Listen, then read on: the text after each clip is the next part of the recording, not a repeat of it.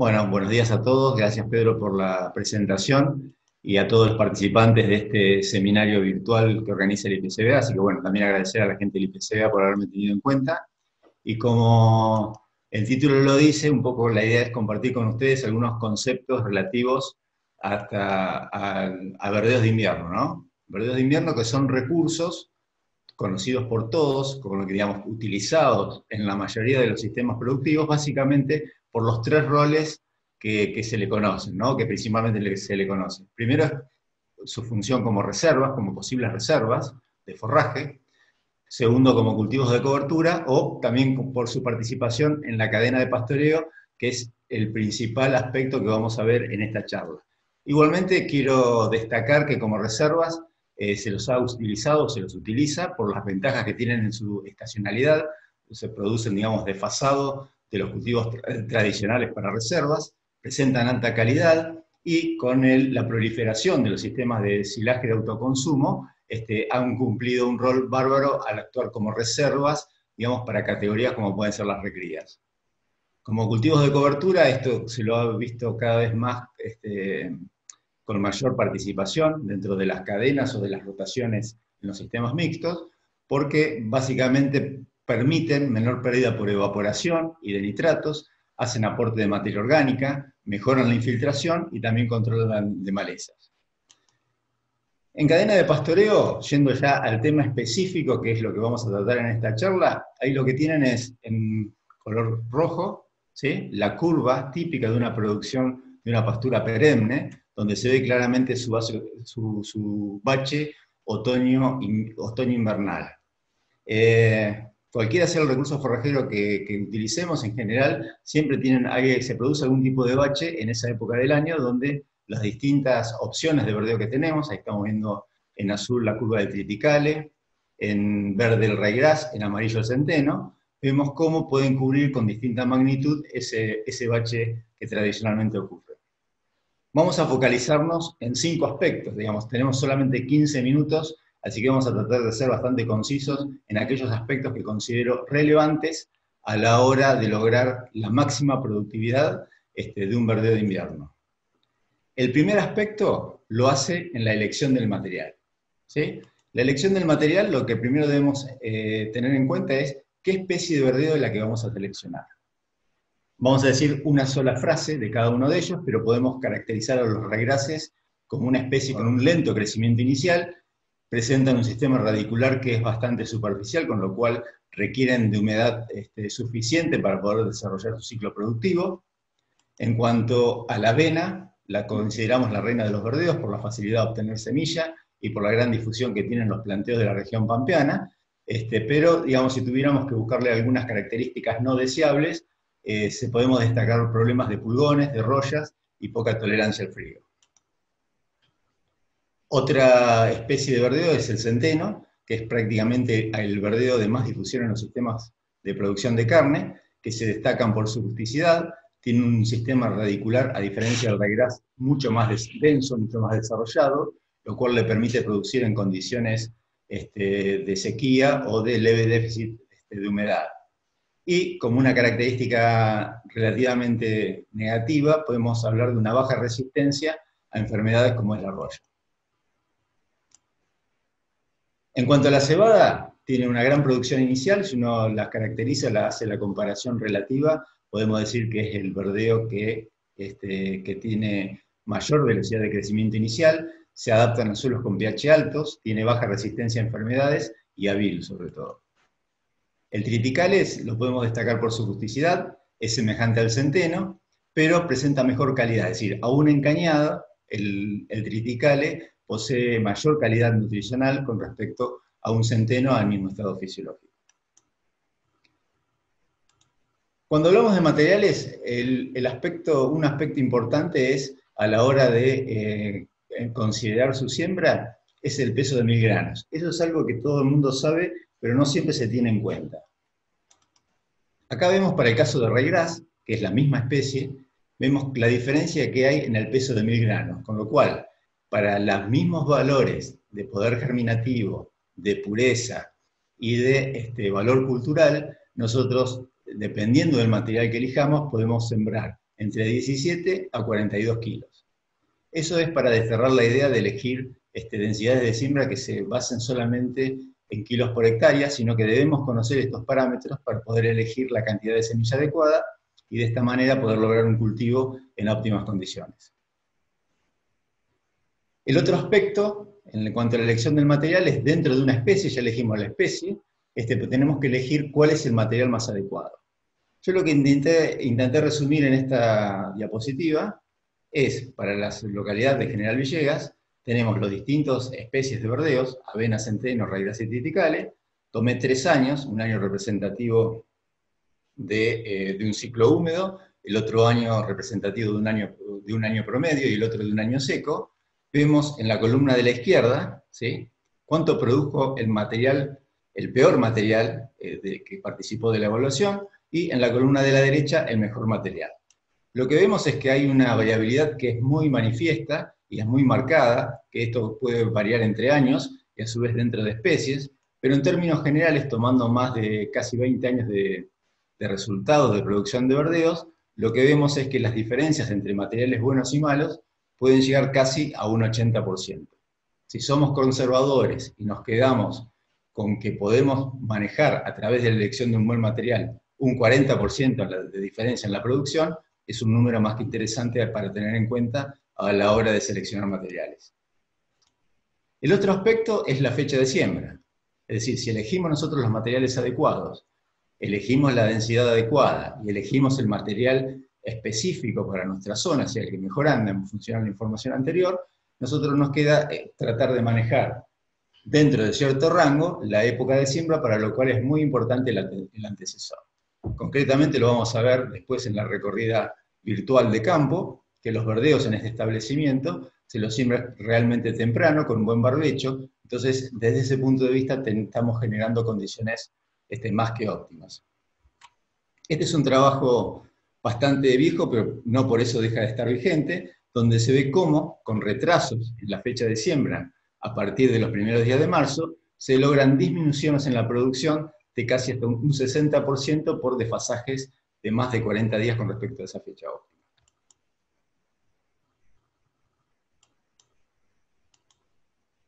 Estas fotos lo que muestran son un verdeo tradicional, ¿sí? Esto es el caso de un triticale, ¿sí?, en las dos fotos, tanto en la superior como en la inferior, comparado con dos raigráceas. Un raigraz más precoz versus un raigraz con un ciclo un poco más extendido.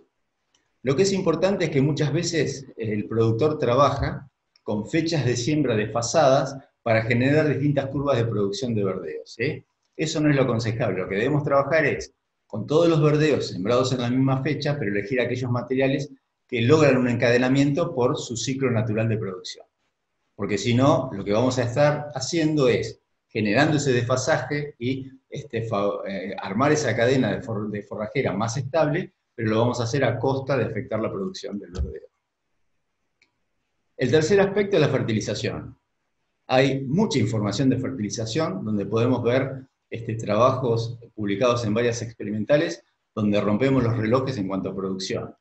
Yo traté de ser conservador y buscar algunos resultados que son logrables a campo, donde con niveles de fertilización de entre 80 a 100 kilos de urea por hectárea, sembrados, o sea, fertilizados o a la siembra, o parte a la siembra y parte al macollaje, para la zona del oeste bonaerense, o sea, este de La Pampa, se pueden lograr en promedio un incremento que, digamos, con cierta seguridad, de más o menos un 23-25% de producción del verdeo, lo cual es un valor bastante conservador. Eso lo podíamos tomar como un piso, pero tenemos cierta garantía, si utilizamos la fertilización dentro de este margen adecuado, de poder lograr ese valor con demasiada, digamos, facilidad.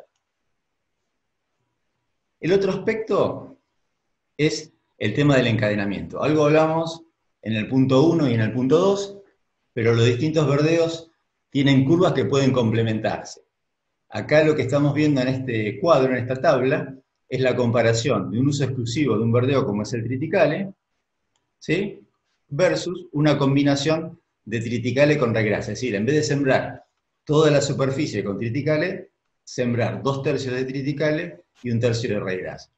Lo que vimos es que cuando esa se pastorea, no hubo diferencias en ganancia de peso entre las dos opciones, tampoco en la carga, tampoco en la producción de carne, que se ubicó aproximadamente en 400 kilos por hectárea, pero sí hubo una diferencia importante en lo que hace al manejo del pastoreo. Cuando utilizábamos una sola especie de verdeos, se producía un salto en la carga entre la primera vuelta, que era la de máxima producción, y la segunda, donde caía significativamente la producción, de casi un 60%. En cambio, cuando usábamos una cadena más balanceada, esa caída era solamente de un poco menos del 30%. Desde el punto de vista práctico, es mucho más fácil manejar una situación como la que ustedes tienen acá, a la derecha de su pantalla, ¿sí? Porque permite, digamos, evitar movimientos bruscos de hacienda y se logra de esta manera una distribución en la producción del verdeo mucho más equilibrada. El quinto aspecto es la utilización. Es decir, hasta ahora lo que hemos logrado es forraje, un buen volumen de forraje, con una buena distribución, pero ahora lo tenemos que utilizar, o sea, tenemos que tratar de que ese forraje se transforme en la mayor cantidad posible de carne por hectárea. Esta es una diapositiva que siempre me gusta mostrar, que es la realidad de planteos productivos de una gran parte de la región pampeana, grupos CREA, donde vemos los engordes trimestrales, donde se visualiza que el trimestre de otoño es el trimestre donde se producen las menores ganancias de peso.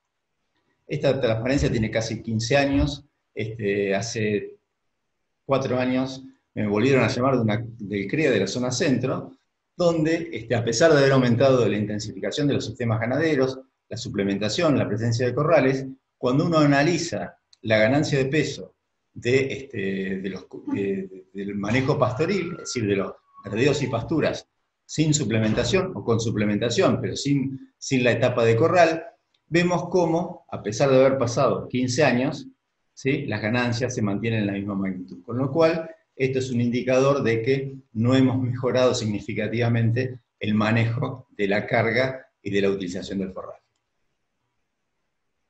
Bajas ganancias de peso se pueden deber a una serie de factores. Yo solamente menciono 4, y de los cuatro vamos a tratar de hablar solamente de 3. La primera es la medición, es decir, para nosotros poder decir que una baja ganancia de peso se está dando, debemos pesar. No siempre se pesa, y aún en las condiciones que se pesen, hay que tener algunas consideraciones a la hora de interpretar la lectura de la balanza, que nos puede meter ruido y hacer que estemos visualizando una baja ganancia de peso cuando la estamos confundiendo posiblemente con problemas de llenado. La segunda es el consumo. Hay una unidad de medida que es la asignación forrajera, que es cuánto pasto le tenemos que ofrecer, en este caso a nuestros terneros o nuestros novillos, para garantizar que puedan comer a boca llena. Eso se expresa en porcentaje del peso vivo, ¿sí?, lo que lo podemos traducir en kilos de materia seca por animal y por día. Para un ternero de 200 kilos, nosotros lo que evaluamos fue qué pasaba cuando le ofrecíamos un 2% del peso vivo, ¿sí?, que esto significa o equivalen a 4 kilos de materia seca, 5, 6, 7 u 8 kilos de materia seca. Lo que se ve es que cuando nosotros le ofrecemos por encima del 2,5% del peso vivo, no hay diferencia en ganancia de peso, ¿sí? Y la ganancia de peso es generalmente buena y se ubica en el orden de los 800 gramos por animal y por día. Cuando caemos por debajo de un 2,5% de asignación, ahí la ganancia se ve limitada y se ubica por debajo de los 600 gramos por animal por día. Hay una serie de factores, pero el principal es la falta de control de la disponibilidad forrajera, que hace que muchas veces los ajustes del tamaño de la franja o de los días de permanencia de los animales en la franja, si valga la redundancia, se hace, digamos, por medio del ajuste visual y no tenemos una medida objetiva. Acá tenemos un verdeo en 2 fechas, el 20 de mayo y el 10 de junio. Estos son los gramos de materia verde que pesaba un metro cuadrado, donde se ve claramente que en la primera fecha pesaba más que en la segunda, pero cuando corregimos por porcentaje de materia seca, vemos claramente cómo, a diferencia de lo que el ojo ve, que el ojo ve solamente hasta acá, había más materia seca en la segunda vuelta que en la primera. Por lo tanto, si hubiéramos ajustado la permanencia de los animales en la franja en base a lo que vemos, hubiéramos dejado más tiempo los animales en esta vuelta, ¿sí?, que en esta, y ahí hubiéramos estado provocando una restricción inadvertida en el consumo. 2 o 3 diapositivas para ir terminando.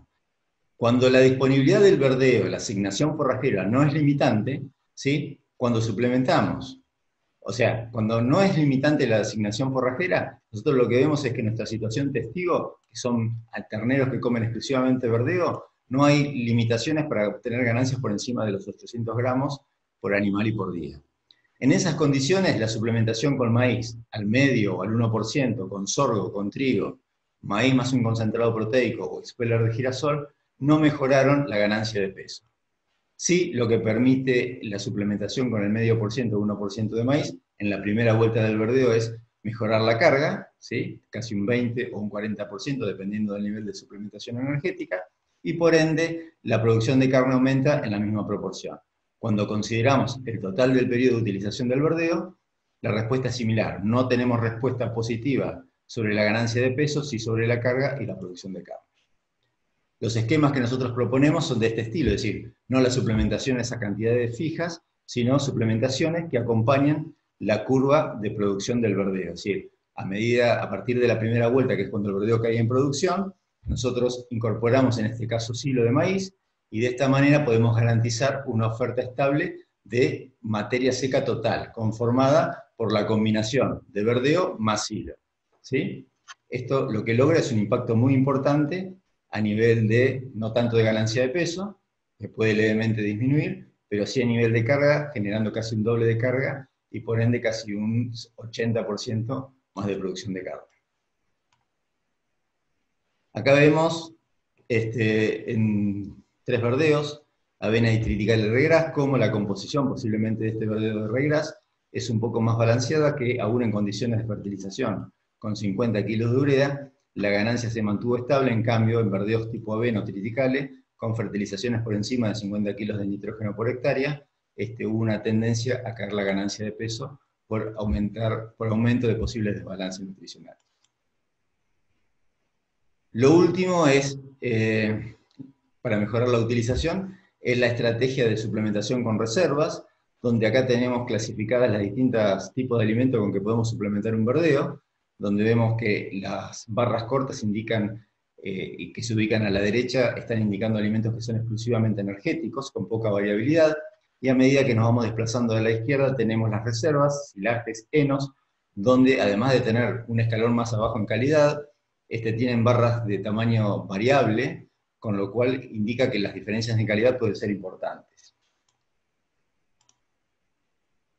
Vemos esta transparencia típica de los libros de nutrición, donde hablan de sustitución con depresión, una práctica muy común de los planteos de manejo de invernadas sobre verdes de invierno. Se recurre al uso de reservas, que generalmente tienen una pobre y lenta digestión, por problemas de calidad, que hacen que el animal, cuando es obligado a comer, como ocurría en este caso, que se restringía el acceso a un pastoreo de silaje de sorgo de buena calidad por la incorporación forzada durante el encierro nocturno de un silaje de sorgo de mala calidad, ¿sí?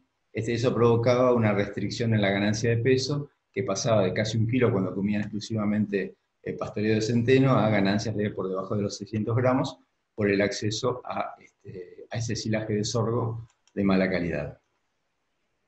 Este es un resumen de lo que vimos. Vemos cómo podemos calcular los números económicos, ¿sí? El costo del kilo de materia seca para una situación de un verdeo, digamos, donde no estamos ajustando muchas cosas. ¿Qué pasa cuando le acomodamos la fecha de siembra? Elegimos el material, ¿sí?